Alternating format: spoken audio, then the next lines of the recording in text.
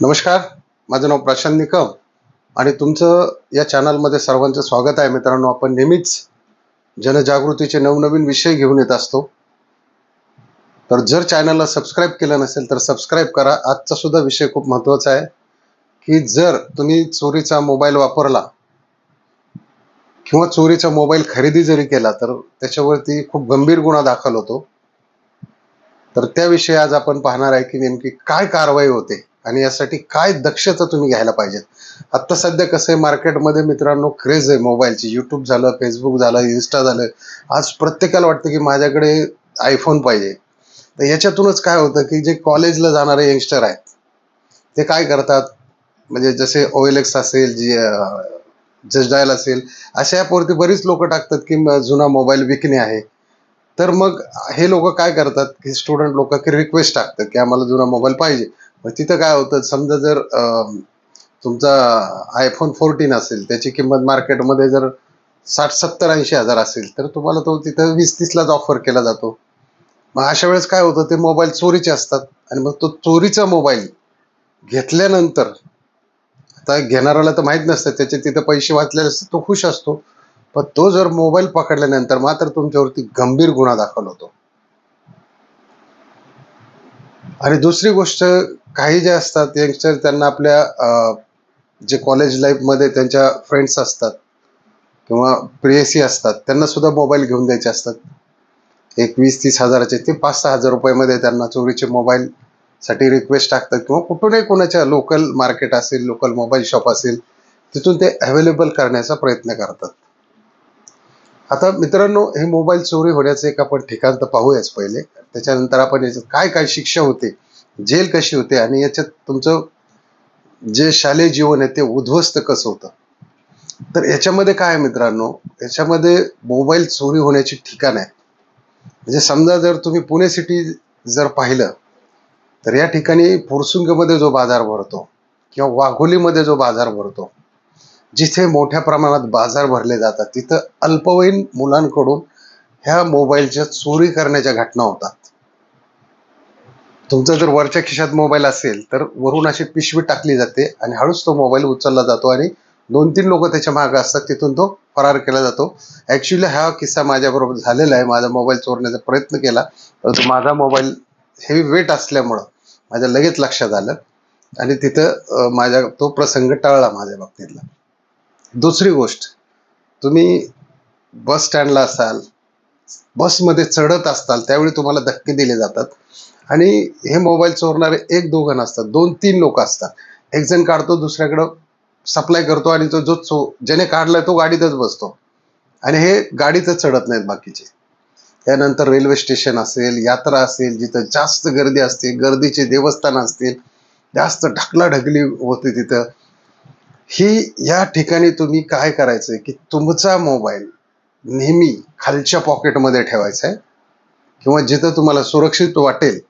देवस्थानला गेले तर तुम्ही गाडी ठेवा किंवा एखाद्याला मागं ठेवून त्याच्याकडे ठेवू शकता. तर बऱ्याच याच्यामध्ये प्रिकॉशन घेतल्या जाऊ शकतात. बाजारात जाताना सुद्धा तुम्ही मोबाईल व्यवस्थित ठेवू शकता. तर आता मित्रांनो, याच्यामध्ये काय प्रकारचा गुन्हा तुमच्यावर दाखल होतो जर एखाद्या व्यक्तीने चोरीचा मोबाईल घेतला तर त्याच्यावरती 378, 379, 378 म्हणजे चोरी.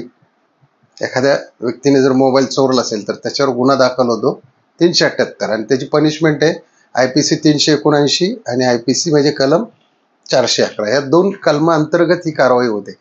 तर 379 मध्ये काय होतं, याच्यामध्ये की तुम्ही चोरीचा मोबाईल घेतलाय जरी तुम्हाला माहित नाहीये, तरी तुम्हाला त्याच्यावरती तुमच्यावरती ती कारवाई होते आणि त्यात तुम्हाला 3 वर्षापर्यंत शिक्षा आहे मित्रांनो. म्हणजे ती पण जेलची शिक्षा आहे, साधी सुधी नाही.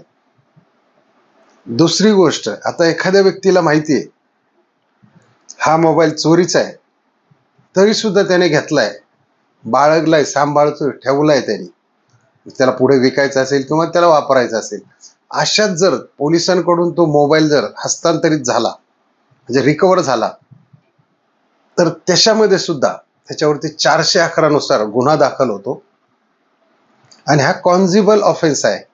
म्हणजे दखलपात्र गुन्हा आहे चोरी. त्याच्यामुळे त्याच्यावरती लगेच त्याला अरेस्ट केलं जातं, त्याच्यावरती FIR दाखल केली जाते, त्याचं इन्व्हेस्टिगेशन होतं, त्याने कुणाकडून आणलाय किंवा कुणाला दिलाय, या दोन्ही व्यक्तींना याच्यामध्ये ग्राह्य धरलं जातं आणि दोन्हींना याच्यामध्ये समसमान शिक्षा सुनावली जाते. आता दुसरी गोष्ट आणखी एक याच्यामध्ये, या चोरीच्या मोबाईलला मी गंभीर गुन्हा का म्हटलं, तर याच्यामध्ये जर तुम्ही हा मोबाईल चोरीचा घेतलेला आहे आणि तुमच्या मित्राला कुणाला तरी वापरायला दिलेला आहे आणि त्याच्या हातून जर 302 असेल म्हणजे मर्डर असेल, 307 हाफ मर्डर असेल, 376 असेल बलात्कार असेल किंवा 363 असेल, काही किडनॅपिंग असेल, आता हे गंभीर स्वरूपाचे गुन्हे आहेत. किंवा तुम्ही एखादी गाडी घेतलेली आहे आणि त्याला ती वापरायला दिलेली, त्यांनी ह्या 3-4 कलमामध्ये म्हणजे किडनॅपिंगला वापरली असेल, 302 ला वापरली असेल, 307 ला वापरली असेल, ह्या गुन्ह्यात जर ती गाडी वापरली असेल किंवा हा मोबाईल वापरला असेल, तर त्याच्यावरती जो कलम लागतो, जर त्याने ती गाडी घेऊन जर मर्डर केला असेल किंवा काही बलात्कार केला असेल, तर जो कोणी हा चोरीचा मोबाईल घेऊन त्याला वापरायला दिलेला आहे, तरी सुद्धा त्याच्यावरती तोच आरोप या ठिकाणी लावला जातो आणि त्याला त्या आरोपाखाली अंडर ट्रायल लगेच जेलमध्ये टाकलं जातं. आणि जजला जर वाटलं याला जामीन द्यायचा नाही, हा बाहेर जाऊन पुरावे वगैरे काय फोडण्याचा प्रयत्न करेल, तर त्याला 3 वर्षाची शिक्षा असेल अंडर ट्रायल, तर त्याला 7-7, 8-8 वर्ष आतमध्ये जेलमध्ये साडावं लागतं आणि ते खूप त्या ठिकाणी त्याला खूप मार खावा लागतो. कारण चोरीचे जे गुन्हेगार येतात मित्रांनो, त्यांना बॅरेकमध्ये एंट्री झाल्या झाल्या झाडणे, पुसणे, संडास धुणे,